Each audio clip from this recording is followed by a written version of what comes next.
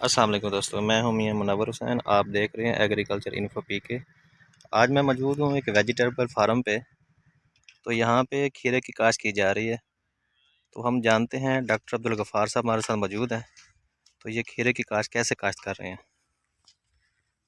السلام علیکم، کیا حال ہے؟ خیریت ہے؟ ٹھیک ٹھاک۔ بس یہ ہم نے پہلے اس کو رقبہ تیار کیا ہے۔ رقبہ تیار کرنے کے ساتھ پھر ہم نے اس کی کھیلیں وغیرہ نکالی ہیں۔ کھیلیں نکال کے پھر ان کی مرچر ڈال کے اس کے اندر جو ہے پھر بھی بھائی جو ہیں وہ سوراخ بنا رہے ہیں۔ یہ قریباً ہم نے یالہ بیج جو ہے ہم کاشت کر رہے ہیں۔ یہ انشاءاللہ جو ہے اس کا بہت اچھے طریقے سے کاشت ہوگی، تو پھر انشاءاللہ ریسرچ جو ہے بہترین، یہ ایسا جو سوراخوں میں پھر عورتیں آئیں گی، لگائیں گی، یہ بیج لگائیں گی۔ بیج لگانے کے بعد پھر اس کو، یہ ہمارا پہلی دفعہ تجربہ ہے جو ہم یہ کر رہے ہیں، ٹھیک ہے نا۔ پہلے ہم دوسری فصلیں کاشت کرتے ہیں، ہائیبریڈ خربوزہ کاشت کرتے ہیں، دوسری چیزیں۔ یہ ابھی میں نے آج ہی لے کے آیا ہوں بیج، ٹھیک ہے، بڑے مشکل سے ملا ہے، ٹھیک ہے نا۔ اس کی ہم ابھی کاشت کریں گے، تو پھر اس کا جو تجربہ ہے تھوڑے سے رقبے سے ہم اسٹارٹ کر رہے ہیں۔ ہم کہتے ہیں زیادہ جو ہے وہ نقصان سے بچنے کے لیے پہلے تھوڑا ہی اس کا جو ہے ریسرچ کی جائے، اس کے بعد پھر آہستہ آہستہ زیادہ کر لیں گے۔ ٹھیک ہے ڈاکٹر صاحب، یہ بتائیں کہ اس میں کھاد آپ کون کون سی ڈال رہے ہیں؟ ہم اس وقت جو کھاد، پہلے تو ہم ڈی اے پی وغیرہ ڈالتے تھے، کیونکہ ریٹ جو بہت زیادہ ہو گئے ہیں، اس کی وجہ سے اب ہم زرخیز ڈال رہے ہیں۔ زرخیز کھاد ہے۔ تو یہ پنیری کتنے دن میں اس کی تیار ہو جاتی ہے؟ یہ قریباً 60 ڈیز کی ہے فصل، ٹھیک ہے، 60 دن میں نا اس کی گروتھ جو ہے وہ ریگولیٹر کمپلیٹ ہو کے پھر پھل آنا شروع ہو جائیں گے۔ ٹھیک، اس سے پھر یہ انشاءاللہ جو ہے اس کی آمدن جو ہے شروع ہو جائے گی۔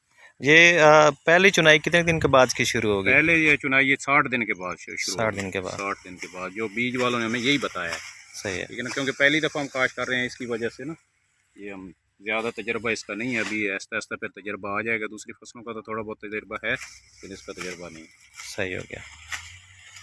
تو ہم دیکھتے ہیں کہ یہ سوراخ، جو پائپ لگانے کا سوراخ ہوتا ہے، تو وہ کس طریقے سے کرتے ہیں؟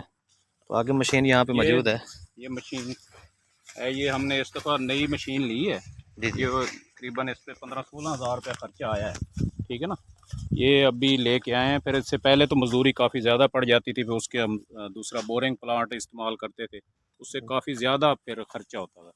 اس کی وجہ سے ابھی یہ ہے اس کا بہت کم خرچہ ہو رہا ہے، ٹھیک ہے نا۔ ہم دیکھ رہے ہیں کہ مشین کو کیسے سٹارٹ کرتے ہیں۔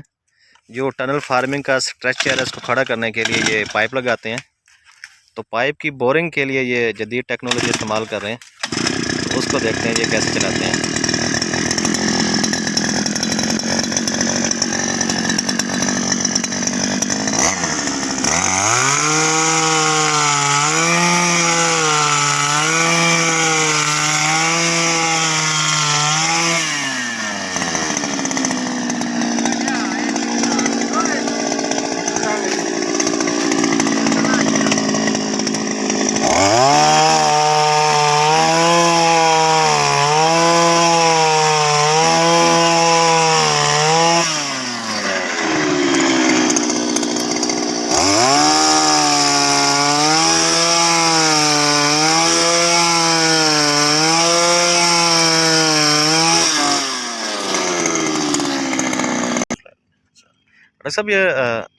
ڈاکٹر صاحب یہ ڈرل مشین ہے، اس کا سوراخ کتنے کی تک جا رہا ہے نیچے؟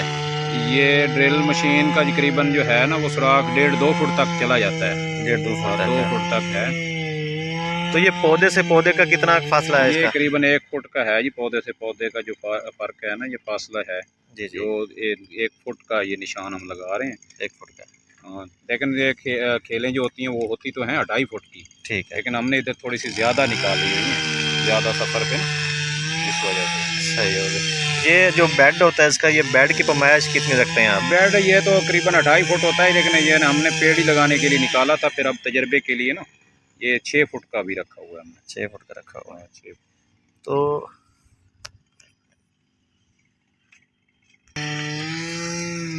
تو ناظرین، یہاں پہ جب انہوں نے چوپا لگانا ہے، تو چوپا لگانے کے لیے انہوں نے یہ سلنڈر استعمال کر رہے ہیں۔ تو سلنڈر کے ساتھ یہ ہوگا کہ جو اوپر شاپر لگایا ہوا ہے، تو شاپر میں جو ایکول جگہ ہے پیمائش کے حساب سے وہ پوری آ رہی ہے۔ تو اگر ہاتھ سے کرتے تو وہ شاپر پھٹ جاتا، تو انہوں نے یہ بھی سلنڈر کا استعمال کر رہے ہیں، جس کے ساتھ یہ گیپ بھی پورا آ رہا ہے اور وہ شاپر کو بھی کوئی نقصان نہیں ہو رہا۔